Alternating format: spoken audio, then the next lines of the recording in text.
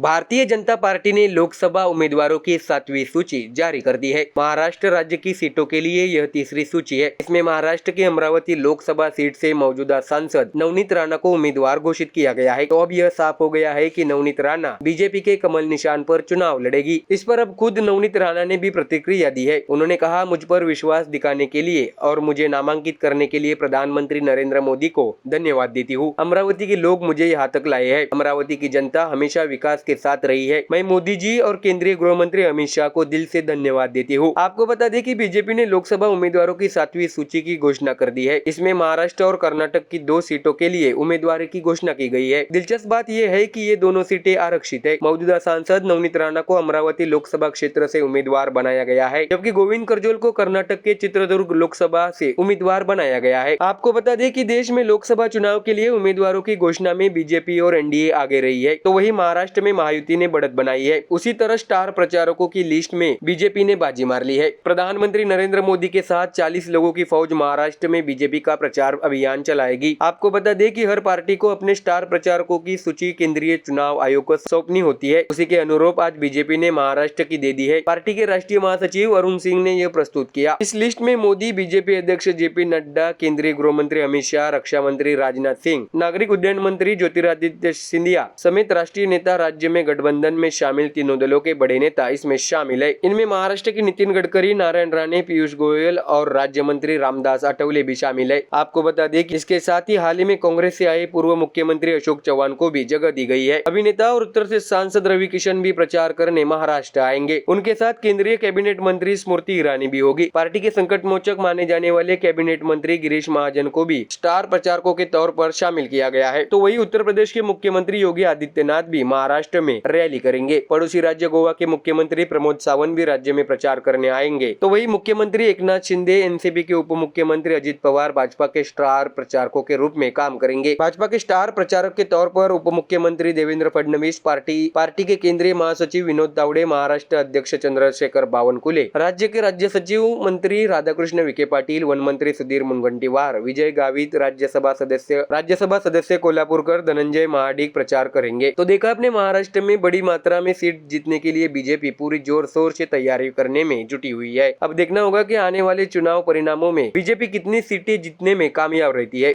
Bureau report, MDR news.